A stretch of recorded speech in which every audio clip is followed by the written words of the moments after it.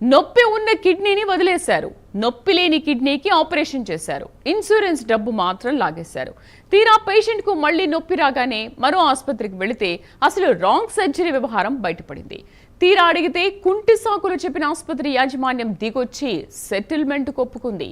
హైదరాబాద్ మియాపూర్లో జరిగిన ఠాగూర్ సినిమా తరహా కార్పొరేట్ ఆసుపత్రి దందాపై ప్రైమ్ 9 ప్రతినిధి చిత్రీకరించిన స్పెషల్ ఇన్వెస్టిగేషన్ స్టోరీ మీరే చూడండి.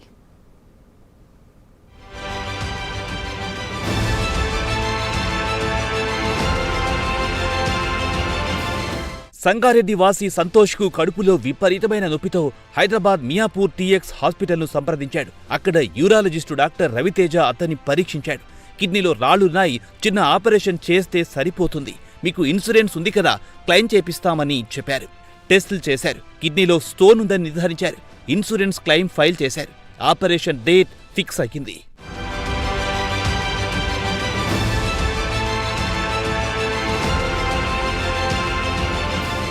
వాళ్ళు చెప్పినట్టే ఆపరేషన్ జరిగింది. 3 రోజుల తర్వాత డిశ్చార్జ్ చేశారు. కానీ ఇంటికెళ్లాక అసలు కథ మొదలయ్యింది. నొప్పి తగ్గలేదు, అంతకుముందు కంటే ఎక్కువయ్యింది. మళ్లీ పేషెంట్ విలవిల్లాడిపోయారు. టీఎక్స్ హాస్పిటల్కి వెళ్లి డాక్టర్ రవితేజను కలిశాడు. డాక్టర్ రవితేజ మళ్లీ టెస్టులు తానే చేస్తానని చెప్పారు. అప్పుడు చెప్పిన మాట వింటే ఎవ్వరికైనా దిమ్మ తిరుగుతుంది. రెండో కిడ్నీలో కూడా చిన్న ప్రాబ్లం ఉంది, దానికి కూడా ఓసారి ఆపరేషన్ చేద్దామన్నారు. దాంతో అనుమానం వచ్చిన సంతోష్ టీఎక్స్ ఆసుపత్రి రిపోర్టులు తీసుకుని అపోలో హాస్పిటల్కు వెళ్లాడు.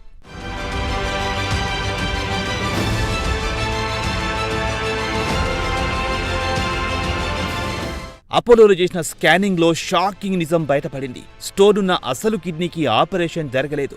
పక్క కిడ్నీకి, అంతే హెల్తీ కిడ్నీకి ఆపరేషన్ చేశారు. ఎడమ కిడ్నీలో స్టోన్ ఉంది, కానీ దానికి ఆపరేషన్ చెయ్యలేదు. కుడి కిడ్నీలో స్టోన్ లేదు, కానీ దానికి ఆపరేషన్ చేశారు. సంతోష్ వెంటనే అపోలో ఆసుపత్రిలోనే అసలైన కిడ్నీకి చికిత్స చేయించుకున్నాడు.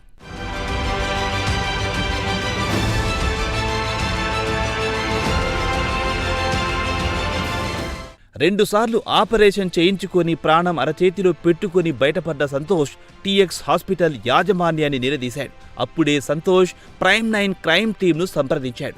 ఇక్కడే ప్రైమ్ 9 ఎంట్రీ ఇచ్చింది. మా క్రైమ్ టీం టీఎక్స్ హాస్పిటల్ యాజమాన్యం శ్రీకాంత్ను ప్రశ్నించింది. మొదట మేం చేసిన ఆపరేషన్ కరెక్టే అని బుకాయించారు.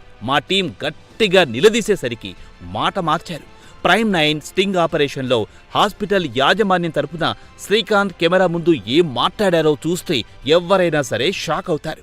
For good or bad, if patient is dissatisfied, I want to see him satisfied. అనేది నేను ఫస్ట్ చెప్పాను. If I need to do something, I'm here, let patient తను హ్యాపీగా పంపడానికి నేను ట్రై చేస్తాను.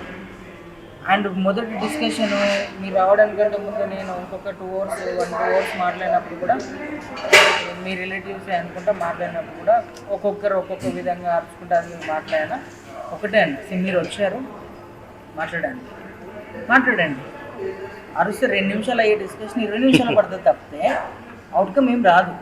అన్నాక తను వచ్చారు, కొద్దిసేపు అయ్యాక సరే నేను మాట్లాడతాను, లెటస్ హెల్తీ ఇవన్నీ మాట్లాడుకుంటా. నేను కూడా ఏం చెప్పినా అంటే సరే లీగల్గా ఇప్పుడు మీకు ఎంత రైట్ ఉంటుందో అవతలకి కూడా అంతే రైట్ ఉంటుంది. ప్రతి దాంట్లో కూడా ప్లస్లు మైనస్లు ఎక్కడో లోపలికి ఉంటుంది. ఇంకా అది వదిలేసేయండి సబ్జెక్టు. పేషెంట్కి ఏమన్నా మనం హెల్ప్ చేయాలి. Okay, let them go with that అంటే సరే మీరు మాట్లాడండి, ఒకవేళ if that is acceptable I'm okay అన్న.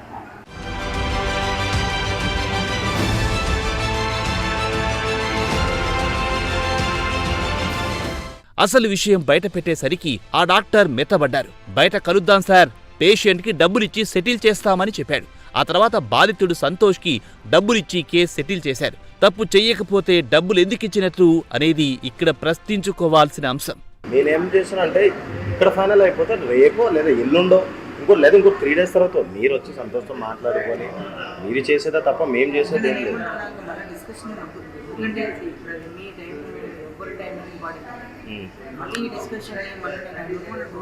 అయితే ఇప్పుడు చెప్తున్నా 7 అయితే వద్దంటున్నాడు. అంటే నేను అడిగినానికి సగం చేసుకొచ్చారా అని అడుగుతున్నాడు. 7 అయితే వద్దంటున్నాడు.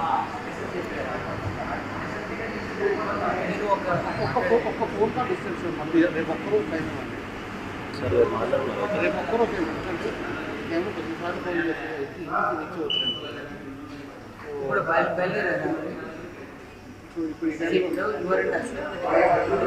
లేదా రేపు మాట్లాడి ఒకసారి చెప్పేసా ఫోన్ చేసి మీరు 10 ఓకే అయితే చెప్పండి, చెప్పేసా మీరు మాట్లాడే రండి.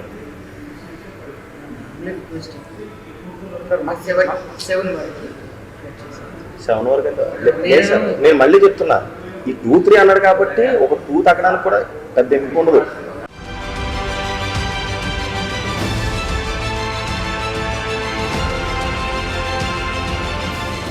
ఈ మొత్తం వ్యవహారానికి సంబంధించి స్టింగ్ వీడియోలు ప్రైమ్9 వద్ద ఉన్నాయి. ఇది కేవలం ఒక సంతోష్ కథ కాదు, ఇది కార్పొరేట్ హాస్పిటల్స్ లో జరుగుతున్న ఇన్సూరెన్స్ స్కామ్ కి ఓ ఉదాహరణ. వాళ్ళ బాబాయ్ పెద్దనాన్న ఆ రోజు గొడవ పడ్డారు, వాళ్ళు 25 అన్నారండి. మీకు చెప్పాను నేను, వాళ్ళు 80 అంటే ఇబ్బంది కూడా అండి. మీరు కేసు ఇస్తాం, మీరు వెళ్ళి అర్థం పగలగొట్టుకోండి, మీ మీద కేసు పెట్టి డాక్టర్కి ప్రొఫెషనల్ ఇండిపెండెంట్ ఉంది, డాక్టర్కి నష్టం ఉండదు, మీకు నష్టం ఉండదు, మేనేజ్మెంట్ గా నష్టం ఉంటుంది దీంట్లో. ఆ ఇండిఎంటీ కూడా ఇన్సూరెన్స్ కూడా పే చేస్తాడు.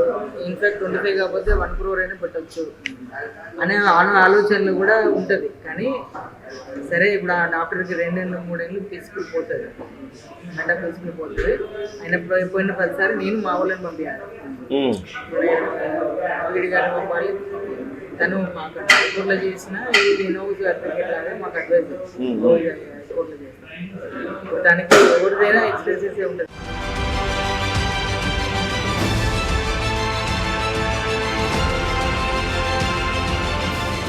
అసలు పేషెంట్కి ఇన్సూరెన్స్ ఉందని తెలియగానే అడ్మిట్ చేసుకోవడం, లేని జబ్బులు అంటగట్టడం, అవసరం లేని ఆపరేషన్లు చేయడం కార్పొరేట్ ఆసుపత్రులకు మామూలైపోయింది.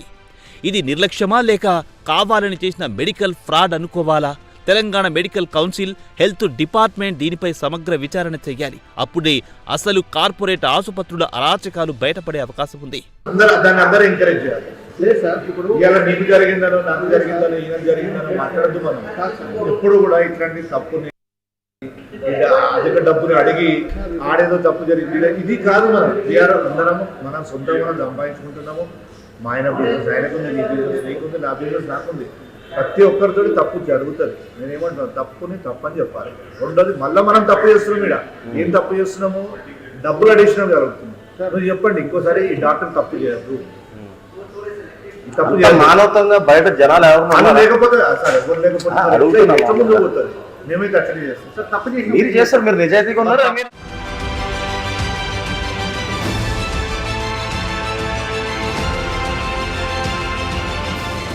బాధితుడు సంతోష్ ఇప్పటి వరకు పోలీస్ కంప్లైంట్ ఇవ్వలేదు. సెటిల్మెంట్ డబ్బులు తీసేసుకున్నాడు. కానీ ప్రైమ్9 క్రైమ్ టీం మాత్రం ఈ స్టింగ్ ఆపరేషన్ తో ఈ దందాను బయటపెట్టింది.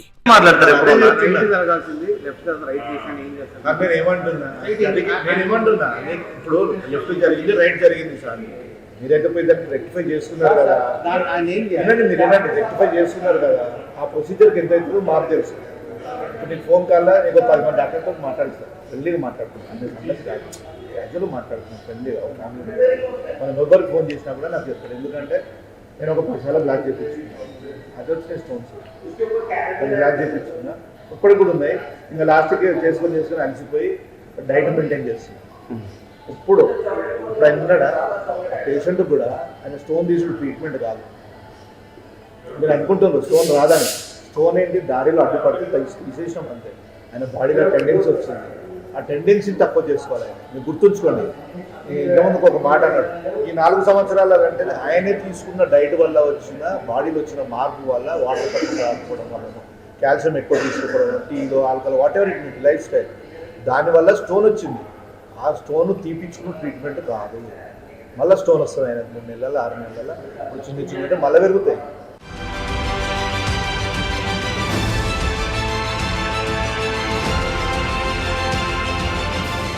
కత్తి పట్టాల్సిన డాక్టర్ కాస్త కాసుల కోసం కత్తివేట మొదలెడితే మరి ఈ పేషెంట్ల పరిస్థితి ఏంటి? టీఎక్స్ హాస్పిటల్ యాజమాన్యం, డాక్టర్ రవితేజలు దీనిపై స్పందించాలి. వారి వెర్షన్కి ప్రైమ్9 విలువిస్తుంది. కానీ ఫ్రాడ్ ఆపరేషన్ జరిగిందని తేలితే ఎవరిపైనైనా సరే చర్యలు తీసుకోవాలి. ప్రభుత్వం స్పందించకపోతే మాత్రం ఈ దందా ఇలానే కొనసాగుతుందన్నది నిజం. ఇది మియాపూర్లో జరిగిన కిడ్నీ కథ కాదు. మీ చుట్టుపక్కల ఇలాంటి మెడికల్ మాఫియా వివరాలుంటే ప్రైమ్9 క్రైమ్ టీంకి కాల్ చేయండి. మేం రంగంలో దిగుతాం, బాధితుల పక్షాన పోరాడుతాం, అరాచకాలకు ఫుల్ స్టాప్ పెడతాం. ప్రైమ్9 నిజం, ఇదే మా ఇజం.